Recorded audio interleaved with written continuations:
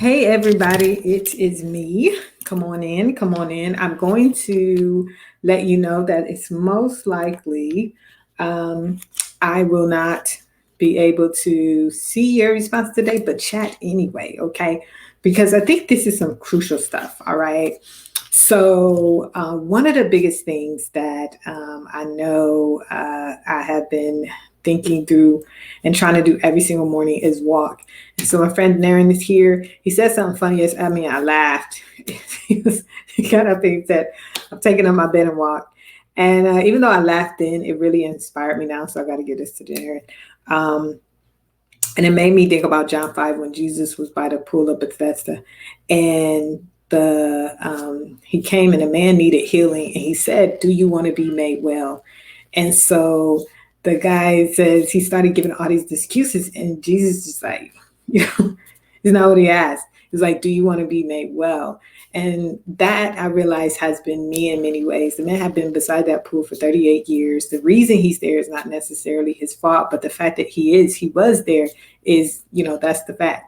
And when I look at my own wellness, I realize that I can offer so many reasons, so many excuses about why I'm not well, why I don't can't walk in the morning or don't want to or whatever. And I just felt that in my spirit this morning, like get up and walk. And the crazy thing was, like I said, Jesus, he didn't need the man's reasons. He didn't need his excuses. But the one thing that I realized was wellness is a choice. Healing is a choice. Wellness is a choice. And I'm tapping on the desk, but wellness is a choice. I just want you to say that to yourself. Wellness is a choice. Do you want to be made well? It is a choice that we get to make. And many people have preached a sermon, and I don't have a sermon for you. I just have some things I want to share that I learned today that's helping me on this wellness journey. And not only is wellness a choice, but it's also something we have to walk into.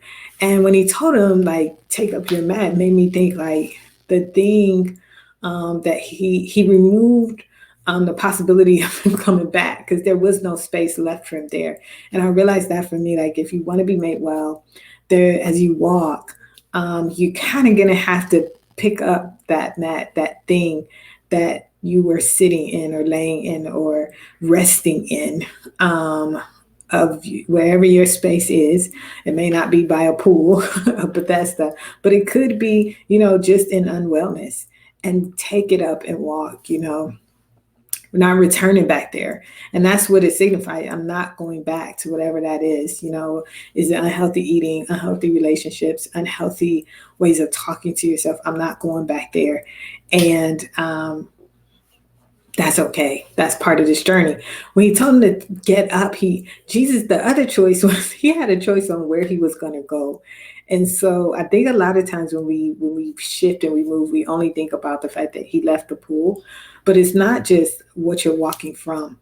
You have a choice on what you're going to walk to. And so as we think about this journey, the question becomes not only, like I said, where are you walking from? Hey, y'all, where are we walking to?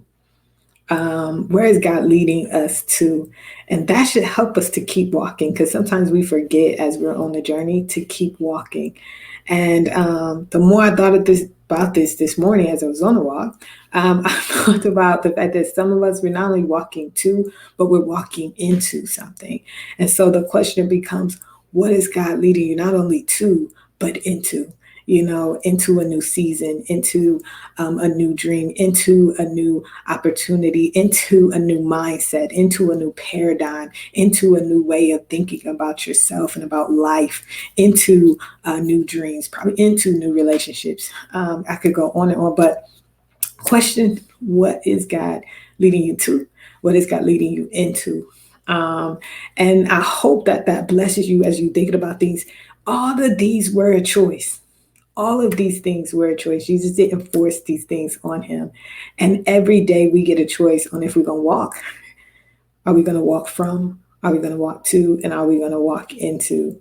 And the one of the last things that I really thought about, I know I'm moving quickly today, it is the fact that when he walked in his healing, uh, um, the people who stopped him, they asked him like, "Who healed you?" But who helped you? Like, how? No, what they asked him was, "Why are you carrying the mat?" That's what they asked him. Why are you carrying the mat? So it just reminds me, like, some people on this journey of wellness, on your journey of whatever, they're gonna stop you and they're gonna have all these questions. And he just said, "Look, that man healed me. I don't even know who he is." But one thing he did do, he pointed them back to Jesus. Like, he did it. And the other thing was, I recognized, like, not only pointing people to God in this journey, but also making sure, you can recognize that everybody is not going to want to know uh, and see that you are healed. Like that's crazy, but it's true. Um, and the thing was, they wanted to like micromanage the healing. It was like, you carrying your mat on the wrong day. Not we's happy you healed. Not we're happy you've come up from over there. Not you were stuck for so many years. Let us celebrate.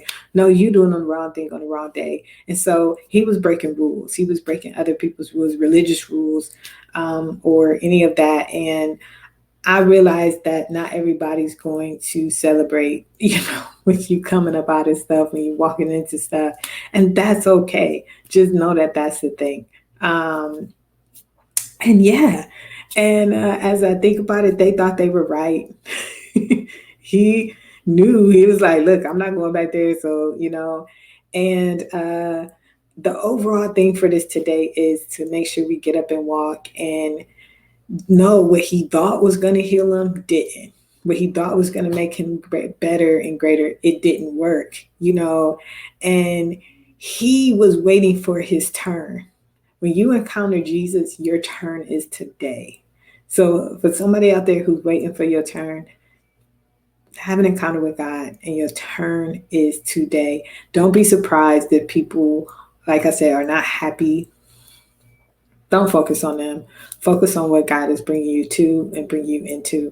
These are things that I've known, I guess, but when you put them in a context of really being on a very humbling journey, of wellness, of getting better, of eating better, of discerning right times and right people and right relationships, it's a journey worth taking. And it's a testament to the grace and the goodness of God. So these are the things I learned today. Put in the chat your feedback. Where is God taking you to? What is your pool of Bethesda that God has pulled you from?